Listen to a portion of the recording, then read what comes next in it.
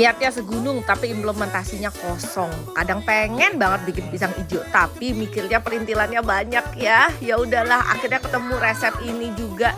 Nyobain juga pisang ijo ala-ala, bikinnya di rumah, modalnya low budget aja. Asal kamu punya santan, tepung dan gula, ya jangan lupa pisangnya juga, pasti jadi deh. Pertama aku bikin dulu bubur sumsumnya biar nanti adem. Semuanya tinggal dicampur rata aja, lalu kita kaliskan dia di panci anti lengket sampai menggumpal kayak gini. Lalu untuk pisang ijonya ini aku bikin yang versi dadar, jadi nggak perlu dikukus dan nggak perlu digiling-giling. Tinggal siapkan teflon aja yang anti lengket, adonannya kita campur rata aja. Ini pakai pasta instan yang rasa pandan juga. Konsepnya itu kayak bikin kulitnya risol sampai bisa lepas sendiri dari teflonnya. Jadinya tuh lumayan banyak banget, bisa 30-50 biji loh pisang ijonya. Sekarang tinggal kita masukin deh pisang yang udah sempat kita kukus. Ini boleh dikukus lagi, boleh enggak ya.